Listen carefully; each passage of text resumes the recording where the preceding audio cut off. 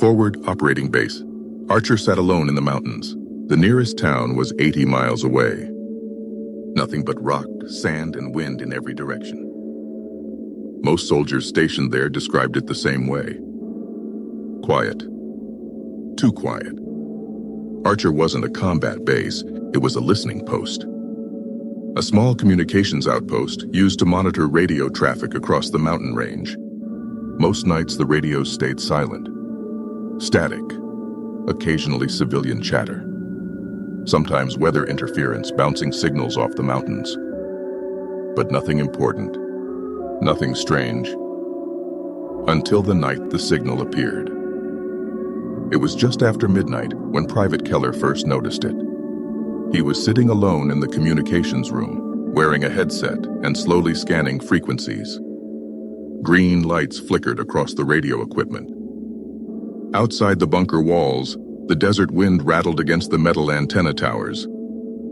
Keller adjusted a dial. Static. Another frequency. More static. Then something changed. A faint signal appeared on the scanner. At first it looked like interference, but the pattern repeated. Again and again. Keller leaned closer to the console. The signal was weak. Very weak. But it was definitely a transmission. He adjusted the receiver. The static grew louder. Then suddenly, a sound broke through the noise. A voice, barely audible, distorted, whispering. Keller froze. He turned up the volume. The voice came again. Help. The word was stretched and warped by static, but there was no mistaking it. Someone was trying to transmit. Keller checked the frequency log. The signal wasn't coming from a known channel. It wasn't military. It wasn't civilian. It wasn't even on a registered frequency band, which made no sense. Every radio system in the region was monitored. Nothing should have been broadcasting there. Keller switched on the directional receiver and began triangulating the signal. The computer processed the data for several seconds. Then a location appeared on the screen. A valley, roughly 15 miles east of the base. Keller frowned. He knew that valley. Every soldier stationed at Archer did, because they were specifically ordered never to go there. The valley had once housed a Soviet installation during the Cold War, an underground bunker built deep into the mountainside. But it had been abandoned for decades. The area had been surveyed, cleared, and officially listed as empty, which meant no one should have been transmitting from there, especially not a distress signal. Keller replayed the recording. Help. Static swallowed the rest of the transmission. Keller reached for the radio handset. Sergeant Mendez, you might want to come down to comms. Several minutes later, the door to the communications room opened. Sergeant Raul Mendez stepped inside, rubbing sleep from his eyes. Please tell me this isn't another one of those weird weather signals, he muttered. Keller shook his head. Just listen. He pressed play. The static filled the room. Then the voice appeared again. Help! Mendez's expression changed. Where's it coming from? Keller pointed to the screen. Mendez studied the coordinates. The valley? Keller nodded. Signal's been repeating every 2 minutes. Mendez folded his arms. That valley's been empty for 20 years. That's what I thought.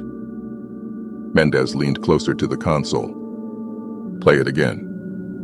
Keller rewound the recording and pressed play. Static, distortion. Then the voice returned. But this time, the message was different.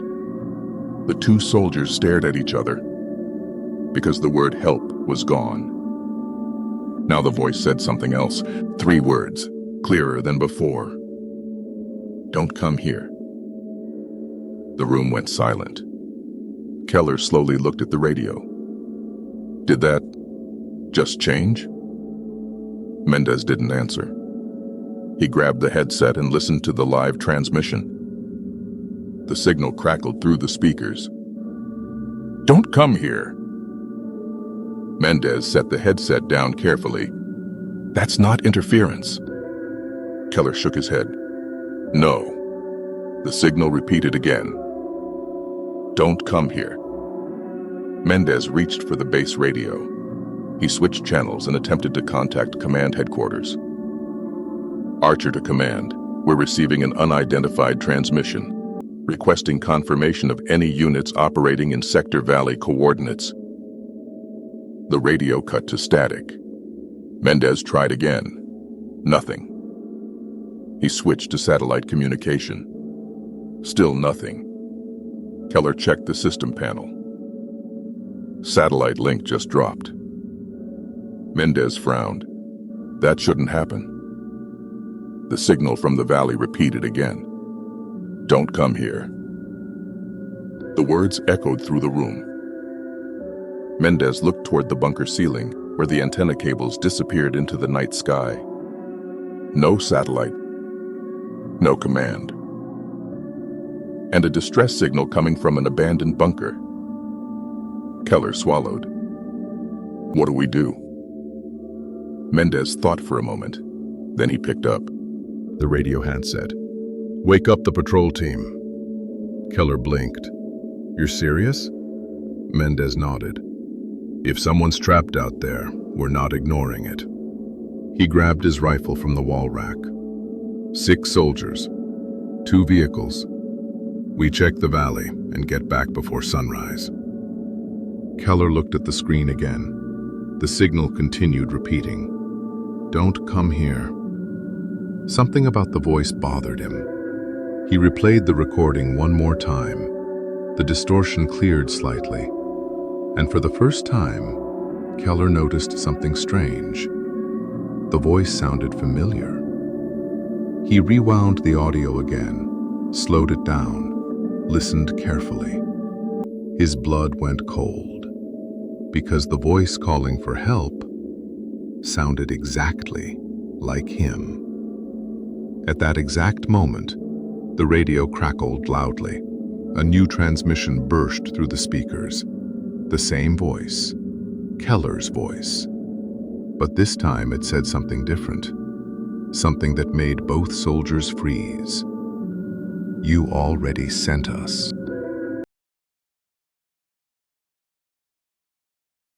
At 1:17 a.m., 6 soldiers left forward operating base Archer. Their mission was simple: investigate the signal. The radio transmission had been repeating for nearly 40 minutes. Every 2 minutes, the same voice echoed through the communications bunker. "Don't come here." But the message that had followed was worse. "You already sent us." No one could explain it. And command still wasn't responding. The satellite link remained dead, which meant the soldiers at Archer were completely on their own. 2 armored vehicles rolled slowly through the desert road leading away from the base. Dust swirled in their headlights as they climbed deeper into the mountains. Inside the lead vehicle, Sergeant Mendez sat in the passenger seat. Private Keller sat behind him, holding the portable radio receiver connected to the signal scanner. The device glowed faintly in the dark cabin. The signal was still there, still repeating, "Don't come here." Mendez glanced back at Keller. "Still coming from the valley?" Keller checked the screen. Same coordinates. "How strong?" "Stronger than before." That worried Keller. Radio signals didn't usually grow stronger over time unless the transmitter itself was getting closer or more powerful. Outside the vehicle, the road narrowed as the mountains rose higher around them. The valley entrance appeared as a dark gap between the cliffs. Mendez studied it carefully. "You ever been out here before?" he asked. Keller shook his head. "No one has. At least, not officially." Every soldier stationed at Archer knew the story. Years ago, the valley had contained a Soviet military installation. a bunker carved directly into the mountain. But when American forces arrived in the region decades later, the bunker had already been abandoned. The official report said it was empty. Nothing inside, no power, no equipment. Just an empty underground structure left behind by a war that had ended long ago, which made the signal even harder to explain. Because someone, or something, was transmitting from inside it. The vehicle slowed as they entered the valley. The wind seemed to disappear the moment they crossed the ridgeline. The air felt still, heavy, almost unnatural. Keller looked at the radio scanner again. The signal strength spiked suddenly. "Don't come here." The voice sounded clearer now, less distorted, as if the transmitter were very close. The vehicles rolled forward another 100 yards before stopping. In the headlights, something appeared against the mountainside. A rusted metal structure partially buried in rock. The bunker entrance. The soldiers stepped out of the vehicles one by one, rifles raised, flashlights cutting through the darkness. The bunker door stood open. That alone was strange. According to the old reports, the entrance had been sealed decades earlier, but now the heavy metal door hung slightly ajar. The hinges creaked softly in the windless air. Mendez approached it slowly. He shined his flashlight into the opening. The beam disappeared into darkness. A tunnel leading underground. He turned to the patrol team. "All right, standard sweep. Stay close. And keep your radios on." The soldiers moved inside. The tunnel sloped downward through rough concrete walls. Dust coated the floor. The air smelled old, like something that had been sealed away for years. Their footsteps echoed softly as they descended deeper into the bunker. Keller held the radio scanner tightly. The signal was almost deafening now. "Don't come here," the voice repeated again. But this time, something felt wrong. It sounded closer, not through the radio, through the hallway itself. Keller glanced behind him. "Did you hear that?" One of the soldiers shook his head. "Hear what?" Keller looked down at the scanner again. The signal indicator was nearly maxed out. They reached the bottom of the tunnel and entered the first chamber. The room was larger than Keller expected. Old Soviet equipment lined the walls. Rusting metal tables, broken cables, abandoned crates. Everything looked untouched, frozen in time. But the flashlight beams revealed something else, something no one expected. The walls were covered in scratches. At first, Keller thought they were random markings. But when he stepped closer, he realized they were words, names, dozens of them, maybe hundreds, carved directly into the concrete, call signs, military unit numbers, dates. The soldiers spread out across the room, flashlights illuminating more of the wall. Every surface was covered with the same markings. Names, all of them written in English. Keller felt a cold knot form in his stomach. "This bunker, it's Soviet." Mendez nodded slowly. "Yeah. Then why are all these names American?" No one answered. One of the soldiers moved his flashlight along the wall. "There are dates here." Keller stepped closer. Some of the dates were recent. Very recent. Just a few months old. Which made no sense. This bunker wasn't supposed to exist anymore. The signal suddenly blasted through Keller's radio again. "Don't come here." The voice was clearer than ever, almost perfectly clear. Keller followed the sound to the far end of the room. Another tunnel opened there, darker than the first, colder somehow. Mendez looked down the hallway. Signal coming from deeper inside? Keller nodded.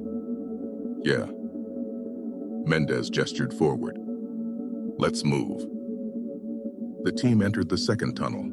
The walls here looked different, older, more worn, and the floor was covered in dust that had clearly been disturbed. Fresh footprints, 6 sets.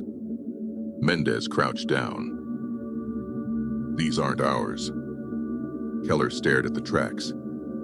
They're military boots. Mendez looked up slowly. Meaning someone else has been down here. The radio suddenly crackled again. "Don't come here." But this time, the voice said something else. A whisper that echoed through the hallway. "You're too late." The soldiers froze. Every flashlight beam swung down the tunnel. Nothing moved, nothing visible, just darkness. Keller's radio scanner suddenly went silent.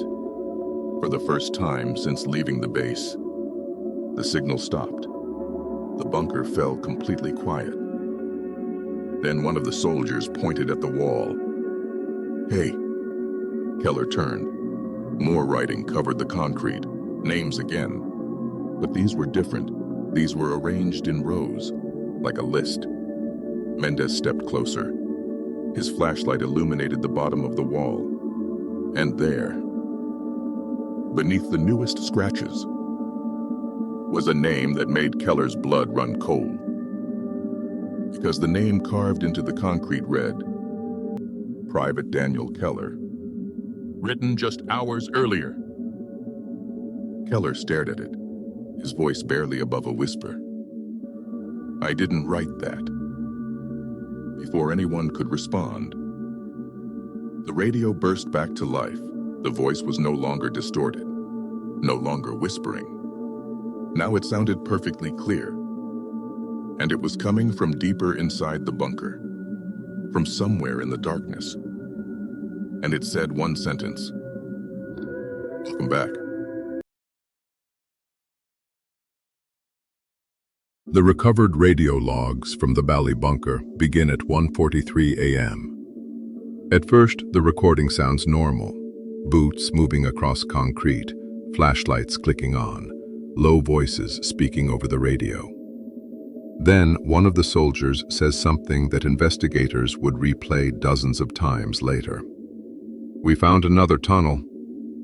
30 seconds after that, someone shouts the word, "Contact," and one of the soldiers disappears. To understand what happened in that bunker, we need to return to the moment the patrol first realized the valley was not empty. The soldiers stood in silence inside the underground chamber.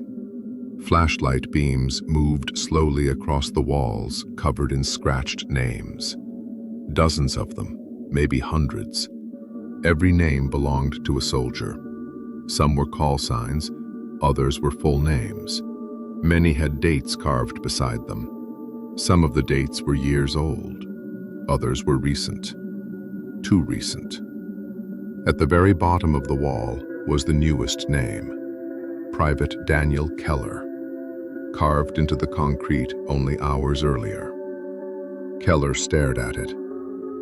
"I didn't write that." Sergeant Mendez studied the wall carefully. The carving looked fresh. Dust still clung to the grooves in the concrete. "Maybe someone else did," Mendez said. Keller shook his head. "No one else would know my name." Before anyone could respond, the radio crackled. The same voice they had been hearing since leaving the base whispered through the tunnel. "Welcome back." The words echoed softly off the concrete walls. Keller looked down at the scanner in his hands. The signal strength was now completely maxed out, which meant the transmitter was very close. Mendez turned toward the second tunnel at the far end of the chamber, a narrow corridor disappearing into darkness. "That's where the signal's coming from?" Keller nodded. "Yeah." Mendez lifted his rifle. "All right. Stay tight." The patrol moved deeper into the bunker.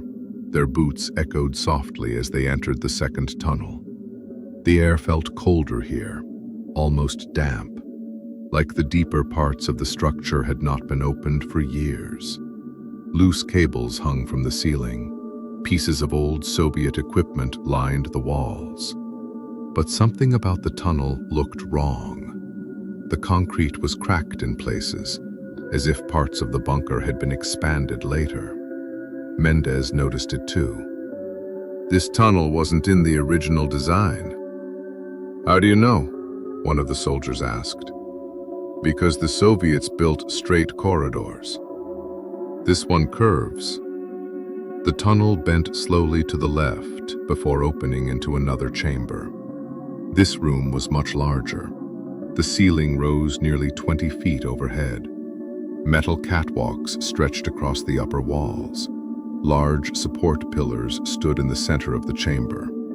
But what caught the soldiers' attention first was the equipment. Crates, radios, military gear, stacked against the walls. One of the soldiers approached a crate and brushed dust off the markings. "Sergeant." Mendez stepped closer. The crate had U.S. Army supply codes printed on the side. Recent codes, not Soviet. Keller scanned the rest of the room. More crates, more radios, more equipment. All American. But none of it belonged to FOB Archer, and none of it should have been there. "This bunker wasn't empty," Keller said quietly. "No," Mendez replied. "It wasn't." The radio scanner suddenly beeped. Keller looked down. The signal indicator moved slightly. "What is it?" Mendez asked. "The signal," Keller frowned. "It's moving." Mendez looked at him. "What do you mean, moving?" "The transmitter. It's not in one place anymore." Before anyone could answer, something echoed across the chamber. A metallic scraping sound, soft but unmistakable. Every soldier raised their rifle. Flashlights swept across the room. The sound came again, somewhere behind one of the large concrete pillars. One of the soldiers whispered into his radio. "You hear that?" Another voice answered. "Yeah." Mendez stepped forward slowly. "Who's there?" The beam of his flashlight crossed the pillar. Nothing, just shadow. Then a shape moved across the far side of the chamber, fast. One of the soldiers swung his flashlight toward it. "Movement!" The beam illuminated something standing briefly between two pillars. A figure, wearing military gear. But something about the way it stood looked wrong. The arms hung too long. The shoulders were angled strangely. Almost like someone trying to imitate the way a soldier stands. The soldier who saw it took a step forward. "Sergeant, there's someone..." The figure moved, not like a person, faster. It slipped behind the pillar and vanished. "Contact!" Flashlights swung wildly across the chamber, but there was nothing there. No struggle, no sound, just empty space.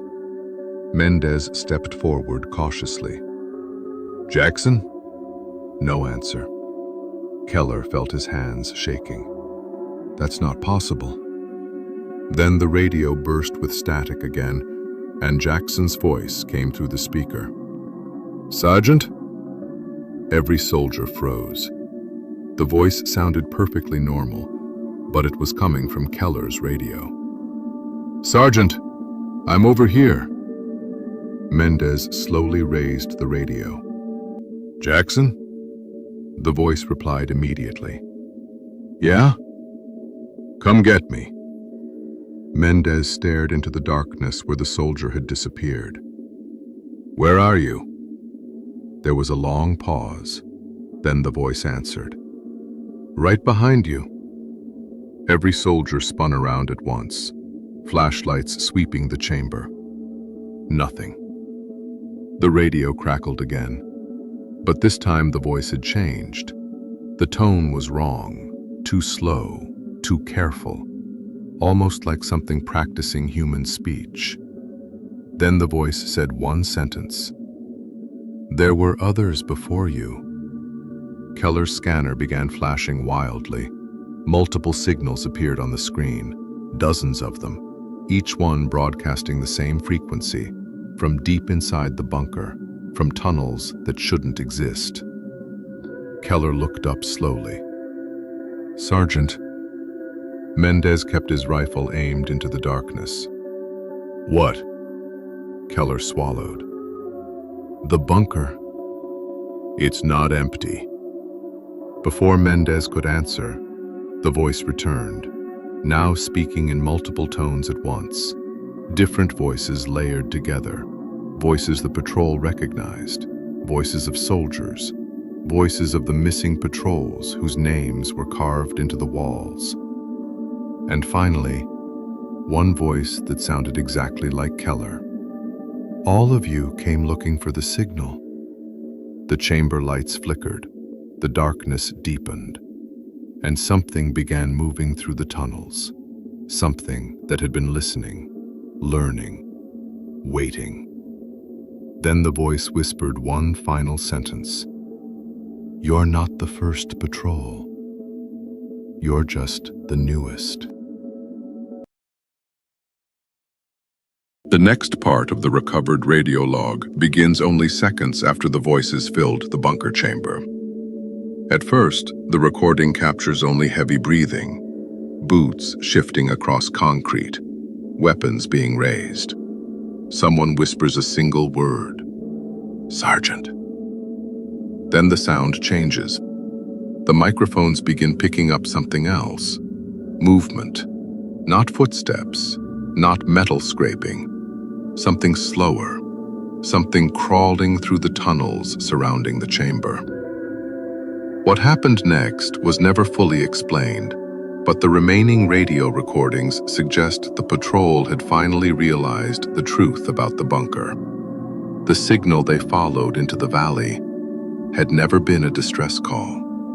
It was bait. The soldiers stood frozen in the middle of the chamber. Flashlights swept across the pillars and catwalks above them. But the darkness between the beams seemed thicker now, deeper, almost alive. Keller stared at the radio scanner in his hands. The display was filled with signal markers, dozens of them, each one blinking across the screen. Every signal broadcasting the same frequency they had followed from the base. Mendez noticed it immediately. "That many transmitters?" Keller shook his head. "No, they're all the same signal." Mendez frowned. "That doesn't make sense." The radio crackled again. This time the voices speaking from the darkness were clearer. Too clear. Multiple tones layered together. Different soldiers, different accents, different voices, but all saying the same sentence. "You came looking for the signal."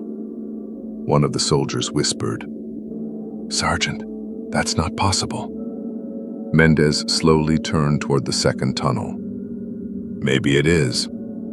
The voices continued speaking, not shouting, not threatening, just repeating the words like something rehearsing a line. "You came looking for the signal. You came looking for the signal." Then the sentence changed. "You always do." Keller swallowed. "What does that mean?" Before Mendez could answer, the radio scanner beeped again. A new signal appeared on the display, different from the others, stronger, coming from deeper underground. Keller pointed toward the far end of the chamber. "There's another tunnel." Mendez followed the direction of the scanner. Sure enough, a narrow passageway opened behind one of the support pillars. The entrance was partially collapsed. Dust and broken concrete covered the floor, but someone had cleared a path through the debris. Fresh footprints were visible in the dust, leading into the darkness. Mendez knelt down beside the prints. "They're military boots," one of the soldiers asked quietly. "Jackson's?" Mendez shook his head. Too many. Keller stepped closer. How many? Mendez stood up slowly. More than one patrol. The soldiers looked at each other. The bunker suddenly felt much larger than it had before. If other patrols had entered this place, where were they now? The voices answered that question almost immediately. From somewhere deep in the tunnels, a whisper echoed. They're still here. Every flashlight swung toward the new tunnel entrance. The whisper continued. You followed the signal, just like they did. Keller's hands tightened around the scanner. What are you? The chamber fell silent. For several seconds, nothing moved. Then the radio speaker crackled softly, and a single voice answered. Not Jackson's, not Keller's.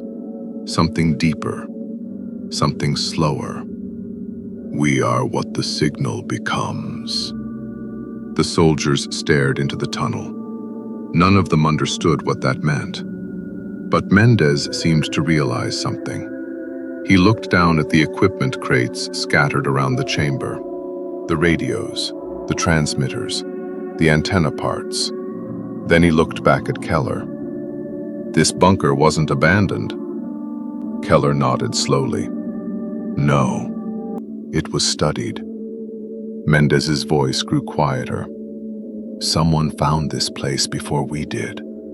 Someone tried to understand it. The radio voices responded immediately. They tried to stop us. Many times. The soldiers exchanged uneasy glances. One of them asked the question everyone was thinking. Stop what? The answer came from every direction at once. Transmission.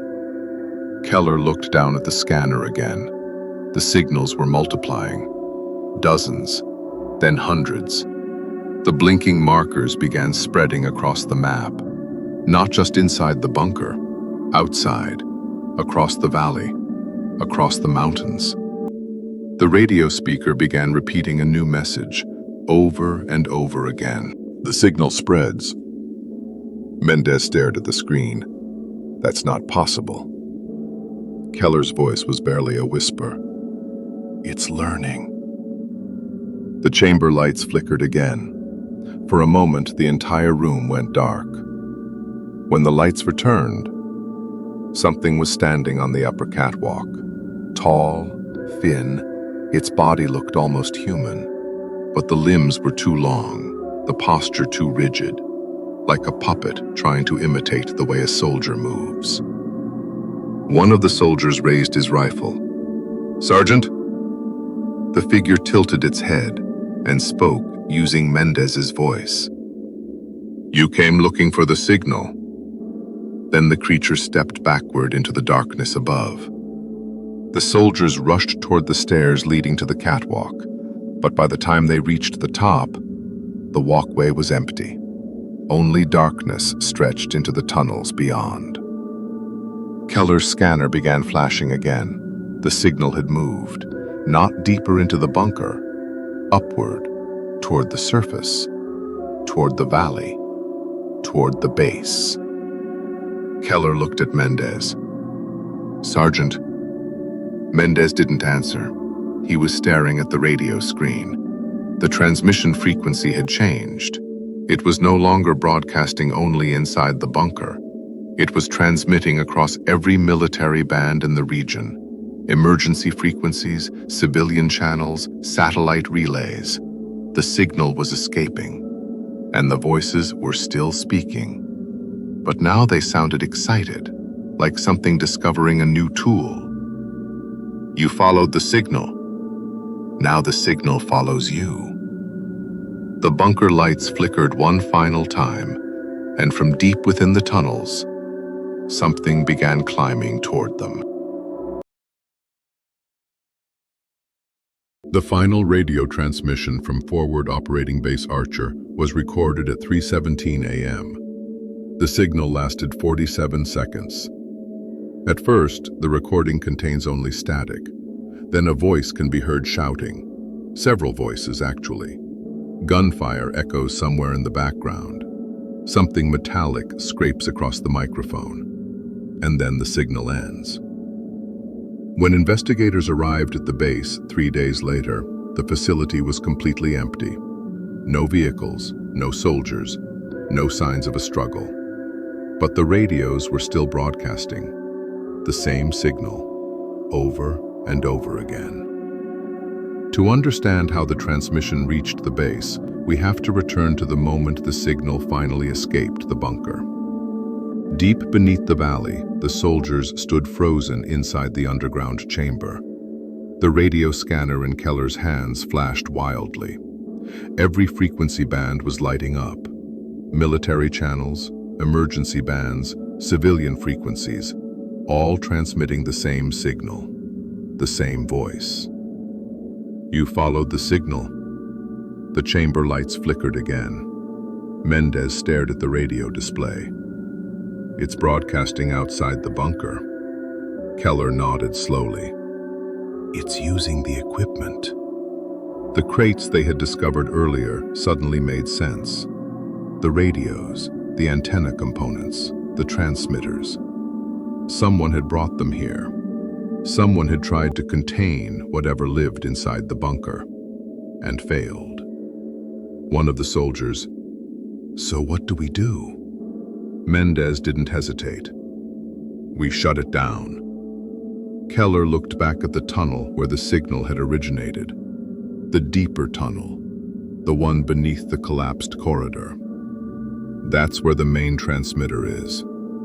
Mendez raised his rifle. Then that's where we go. The remaining soldiers moved quickly through the chamber toward the hidden tunnel. The passage sloped downward steeply. The deeper they went, the older the bunker became. The concrete walls gave way to rough stone. The air grew colder, almost freezing.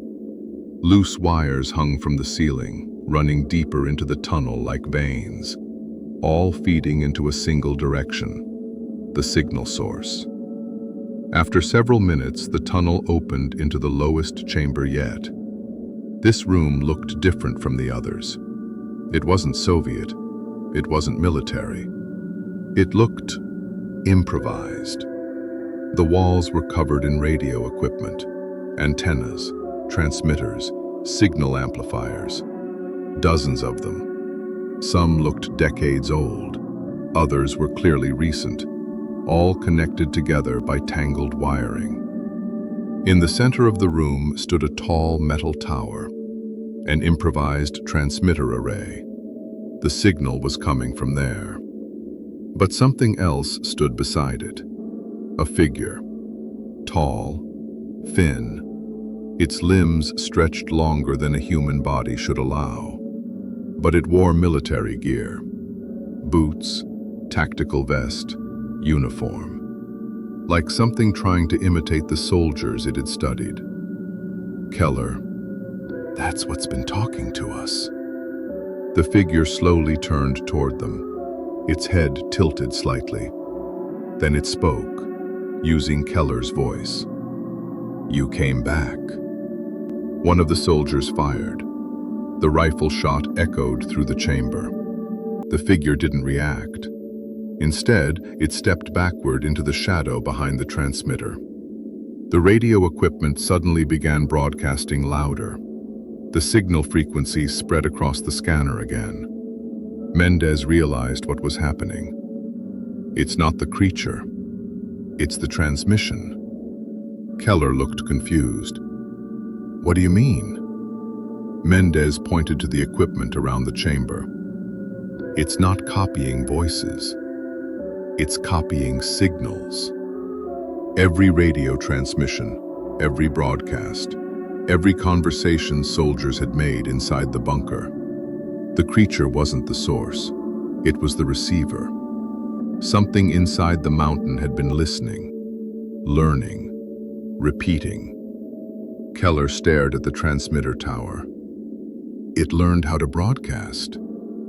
The voice answered calmly. "Yes." The chamber lights flickered violently. The transmitter array began emitting a low hum. The signal was growing stronger and stronger, until it was broadcasting far beyond the valley, beyond the mountains, beyond the base. Mendez turned toward Keller. "If that signal spreads, every radio in the region will pick it up." Keller nodded slowly. "And it will keep learning." Mendez made his decision. "We destroy the transmitter." He handed a grenade to one of the soldiers.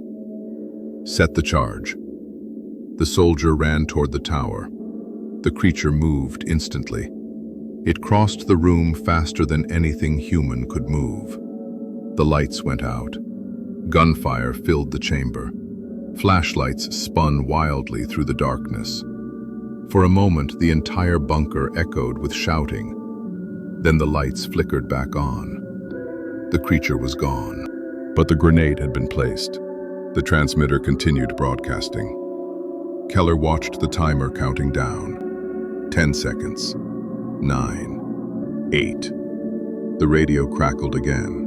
One final transmission came through, using Keller's voice.